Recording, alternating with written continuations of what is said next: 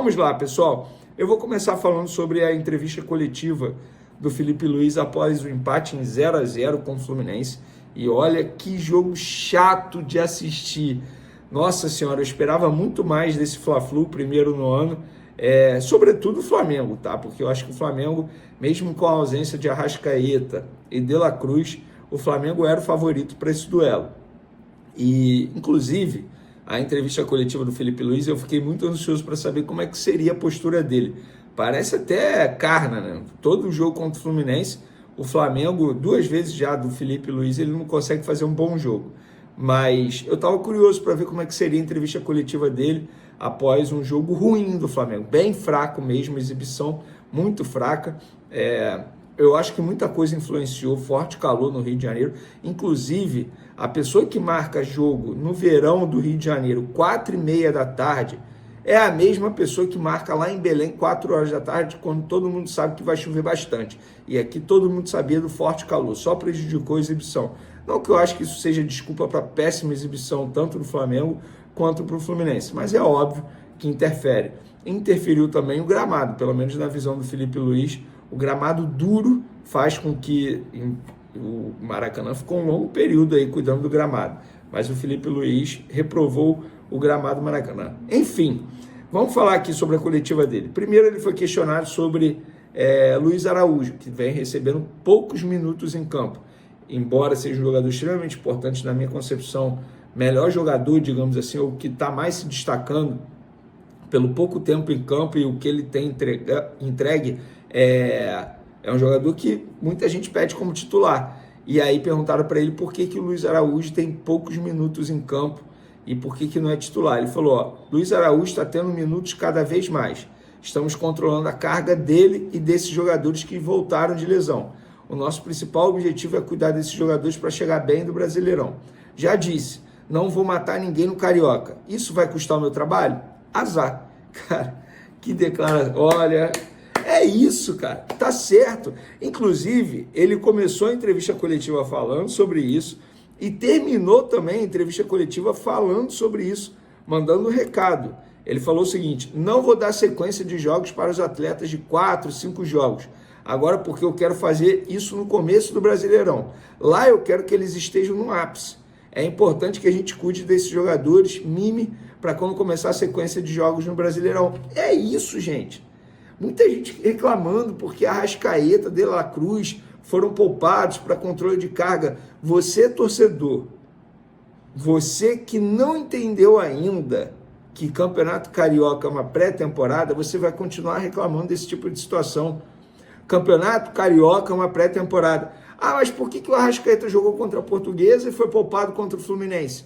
Gente, o jogo da Portuguesa e o jogo do Fluminense vale a mesma coisa. Nada. Se o Flamengo perdesse para o Fluminense hoje, ia mudar alguma coisa? Sejamos francos.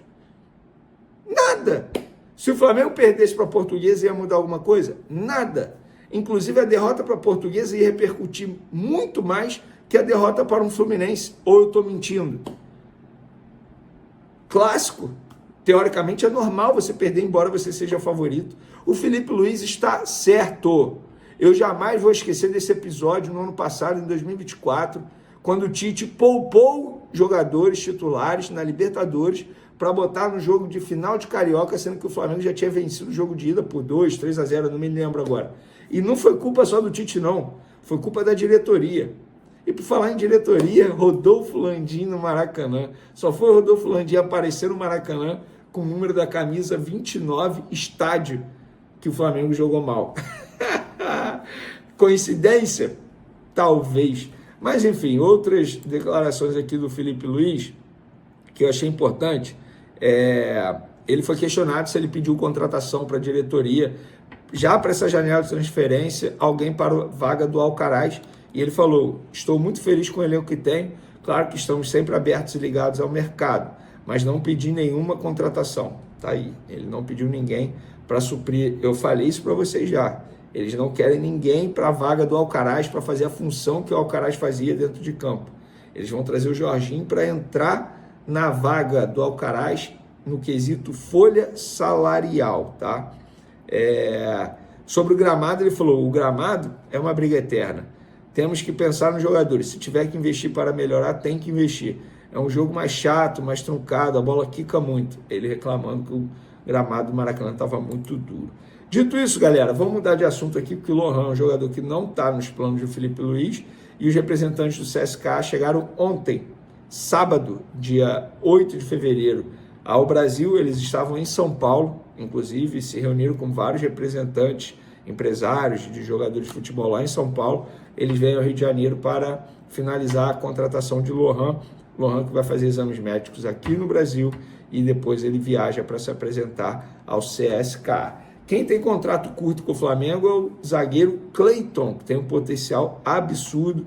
E olha, o Flamengo tentou a renovação de contrato dele, abrir conversas, e os representantes do Cleiton não quiseram abrir conversas. A ideia dos representantes é não renovar. Foi essa a resposta que o Flamengo teve. O Benfica é um clube que tem interesse no Cleiton.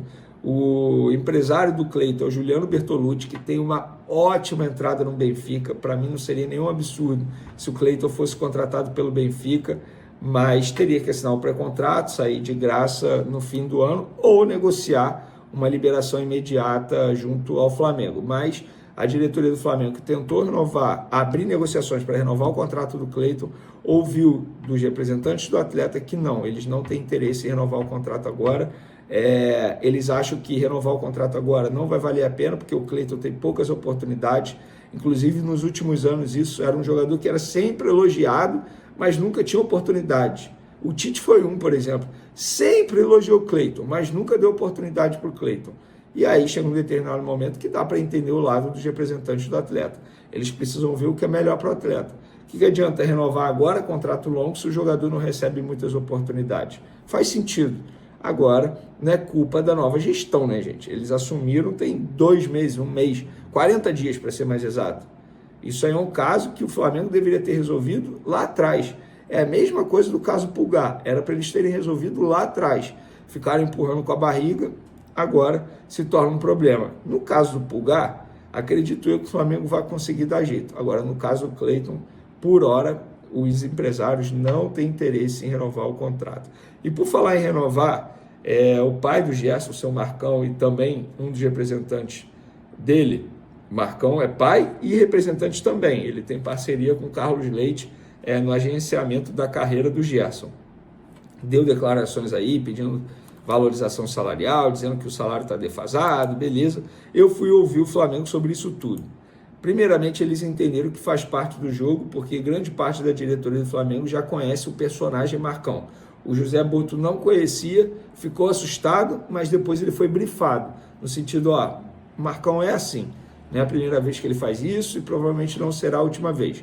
O Flamengo vai renovar? O Flamengo quer dar uma valorização salarial, mas não vai fazer isso porque o Marcão está, entre aspas, gritando na imprensa e reclamando do salário. Pelo contrário, isso aí só vai atrasar o processo.